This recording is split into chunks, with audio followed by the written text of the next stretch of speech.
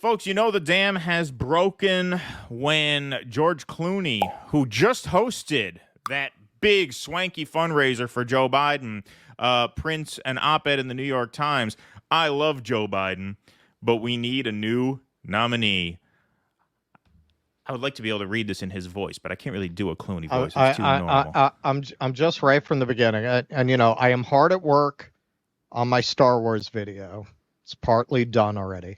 But I really want to do a shit post about this because it is driving me crazy watching these supposedly liberal people all praise Joe Biden. So you got the Black Lives Matter flag here and you support mass incarceration over here. This is a guy, don't tell me about, it's the 70s. This is a guy who, when he started campaigning in 2019, started waxing rhapsodic about the work he did with his segregationist pals who never called him boy. All right, this is how his mind, what's left of it, works. I don't know if they locked him in a room with electric current and shocked his balls every time he said something racist because he hadn't said anything like that in a while. But this is who he is. What work did he do with those segregationists? Was it he had to work with segregationists because they agreed on expanding Medicaid? No. He worked with them on locking up black people. That is his legacies. When these people like George Clooney, these supposedly liberal people, Michael Moore, Joe Biden has been... Get the fuck out of here, man. Get the fuck out of here. You might as well praise Strom Thurmond. Well, yeah, I mean, look, obviously, that is par for the course. I expect nothing less from these people by now. I think in this particular case, you know, the tact that a lot of people are trying to take, and I'm not saying he wouldn't do this anyway. He obviously does like Joe Biden, despite that record. Obviously. Yes. I mean, he's a connected insider. That's why this op-ed is so significant, because when you think Hollywood Democrat who pulls the most weight, it's him. He's the guy. Right. He's the top guy. More than Reiner. You know, Reiner's a clown on social media. George Takei. These are just like Twitter people. Clooney is actually a mover and a shaker. As we know, he hosted this big money fundraiser. Right. I'm a lifelong Democrat. I make no apologies for that. Don't worry. We're not going to read this whole thing, folks. I'm proud of what my party represents and what it stands for. As part of my participation in the democratic process and in support of my chosen candidate, I have led some of the biggest fundraisers in my party's history. Barack Obama in 2012, Hillary Clinton in 2016, Joe Biden in 2020. Last month, I co-hosted the single largest fundraiser supporting any Democratic candidate ever for President Biden's re-election. I say all of this only to express how much I believe in this process and how profound I think this moment is. I love Joe Biden. As a senator, as a vice president, and as president, I consider him a friend and I believe in him, believe in his character, believe in his morals. In the last 4 years, he has won many of the battles he's faced. But the one battle he cannot win is the fight against time. None of us can. Oh, don't say that, George. You can. You're the same fox as you were 30 years ago. You just get better with age.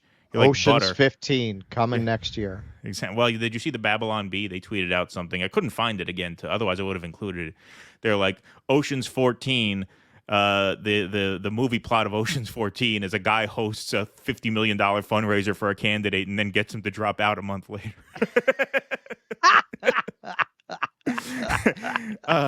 It's devastating to say it, but the Joe Biden I was with 3 weeks ago at the fundraiser was not the big effing deal Biden of 2010. He wasn't even the Joe Biden of 2020. He was the same man we all witnessed at the debate. Okay, stop. Yes. Wow. Okay. Why didn't you say something 3 weeks ago? Exactly. So you care so much about the country. Why didn't you raise the alarms? If that's what you saw, how could you let that man continue to run for president without warning the country? Right. Exactly. You believe so much in the process, but what? The big fundraiser where this is where they were calling these cheap fakes. We saw the video of Biden sort of freezing on stage and Obama having to escort him off. That was the night in question. And now you have George Clooney saying, yeah, it was looking pretty bad then. Was he tired? Yes. A cold? Maybe. But our party leaders need to stop telling us that 51 million people didn't see what we just saw. We're all so wow, terrified. Wow. We're all so impressed with your integrity. Yeah, exactly. You want to fucking impress people? Should have said something then. Yeah, say something then. Well, he goes on. We're also terrified by the prospect of a second Trump term that we've opted to ignore every warning sign. The George Stephanopoulos interview only reinforced what we saw the week before. As Democrats, we collectively hold our breath or turn down the volume whenever we see the president, whom we respect, walk off Air Force One or walk back to a mic to answer an unscripted question. Is it fair to point these things out? It has to be. This is about age, nothing more, but also nothing that can be reversed. We are not going to win in November with this president. On top of that, we won't win the House, and we're going to lose the Senate. This isn't only my opinion. This is the opinion of every senator and Congress member and governor who I've spoken with in private, every single one, irrespective of what he or she is saying publicly. So he's outing not every person, because we don't know who spoke to George Clooney privately, but he's telling you in this op-ed, a lot of the people who were coming out saying they're all in for Biden are privately trying to get him to drop out. All right, we're going to skip towards the end. We're not going to read this whole thing. I ain't reading all this. Free Palestine. Would it be messy to switch him out? Yes. Democracy is messy, but would it enliven our party and wake up voters who long before the June debate had already checked out? It sure would. The short ramp to Election Day would be a benefit for us, not a danger. It would give us the chance to showcase the future without so much opposition research and negative campaigning that comes with these ridiculously long and expensive election seasons. This can be an exciting time for democracy, as we've just seen with the 200 or so French candidates who stepped aside and put their personal ambitions on hold to save their democracy from the far right. Joe Biden is a hero. He saved democracy in 2020. We need him to do it again in 2024. It's funny. I did watch Jon Stewart's segment recently where he did make a good point that we forget about, which is that this idea that there's no time to swap him out is ludicrous. Other countries, the whole campaign lasts 2 months. The whole campaign lasts 3 months. Sometimes a month. Sometimes a month. Right, exactly. We're the only country that runs 2-year-long presidential campaigns. Why? Because it's a big payday for the media, and big payday for the donors and the consultants and everybody else, right? And simple country podcasters like us. It's true. Like the idea that there's no time. That's not really the obstacle. The obstacle is finding someone willing to do it who's not Kamala Harris. That's the biggest obstacle, because Whitmer is still stubborn. Oh, no, I think it's Joe. Notice the two people who are the most viable in the general election, and this is not to say they'd be the favorites. Any Democrat at this point is the massive underdog. The two people most viable are the two people who most want to be president at some point in their lives. They're the two people who are most vehemently behind Joe. They're like, no, he's good. Leave him. I'm not running now. Fuck that. I'm not leave him. He's great. He's got it. But what George Clooney is saying here is that a lot of these people who are telling you that in private feel like he does not got it. And this is a great piece of video. You could tell Jake Tapper, maybe it's because Jake Tapper was in the room at the debate, but Jake Tapper is kind of having some mask off moments now where he is letting his true emotions come through. Here's Jake Tapper doing a segment in response to this George Clooney op-ed. In response to those comments from George Clooney, Jake, a campaign official who attended that Los Angeles fundraiser tells me that George Clooney left 3 hours before the president. So clearly, the gloves are off. Jake. But what does that mean that George Clooney left 3 hours? What's the point? The point of that is to suggest that Biden's stamina is better than Clooney's, and Clooney didn't have, eyes on the entire event. That's the response to the Clooney laughing op-ed. there. Okay. Yeah. What's the point? Before the president. So clearly, the gloves are off. Jake. But what does that mean that George Clooney left 3 hours? What's the point? The point of that is to suggest that Biden's stamina is better than Clooney's, and Clooney didn't have, eyes on the entire event. That's the response to the Clooney op-ed. Okay. It's kind of shaping up the way both of us have said it will, which is that the rank and file, like the low-level Democrats, are not succeeding in getting him to budge. Now it's going to escalate. Now you're going to see, in our next segment, too, higher-ranking Democrats trying to get him out. Will it work? Russell seems to think it won't. I'm saying it will. I think that's where we diverge. Maybe. I don't want to put words in your mouth.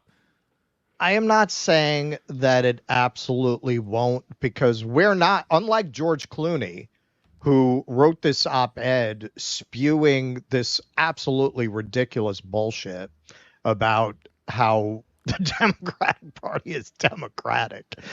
As an insider as you can get is George Clooney. Does he believe that? I do think these people are so delusional and so surrounded by yes people and like-minded people that they really do delude themselves, even as they are members of an aristocratic class that actually do decide the nominee.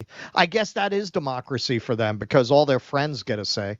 Yep. Right? They get a say. I guess that's what he's talking about. Not for the peasants, but for them it's democratic. Right? Yeah. They get a voice. Of course. They get to decide.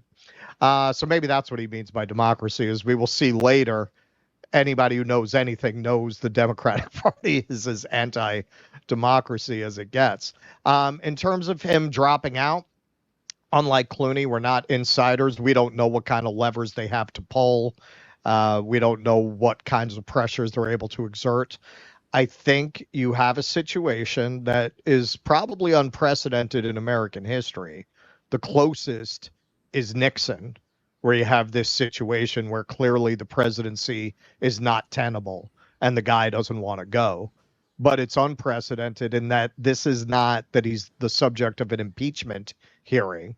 This is that he's demented and is refusing to leave, and his family are a bunch of carny grifters who don't want to give up the power, the status, and the connections to make money laid down the road that come with the position. So they're shielding him and they're digging in. And speaking of Nixon, Biden has very Nixonian resentments about not having gone to the right schools, not being from the Ivy League, about having always been looked down on by the elites, which I'm sure is part of why he's refusing to go. So the question at that point becomes, what do they do in a situation like that? And what can they do short of invoking the 25th Amendment?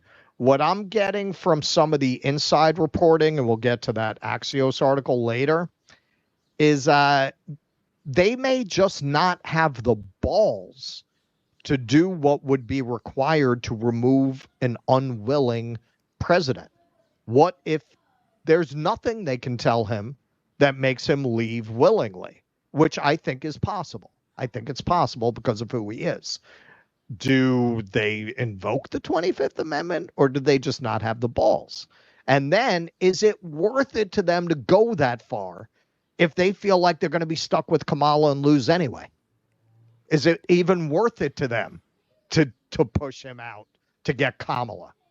I think it is, because with Kamala, you can still go through the motions of running a campaign and keep the money coming in and keep the wheels turning. Yes, she's going to lose, but Kamala can do the rallies. She can do the debates. She's not going to get a debate. Trump is not going to give her a debate. I don't think we're going to see any more of those. But she can do the fundraising. She could do it. You can go through the motions with her. You can't even go through the motions with this guy. This guy can't even make a phone call to MSNBC without embarrassing himself. Yes. And if you notice, but do the they NATO have the balls? That's what you're getting. We'll talk about it more when we get to that article. But do they have the balls to do it? To do what would be required to remove a sitting president who refuses to go, who is demented? This has never come up in American history. Please clap.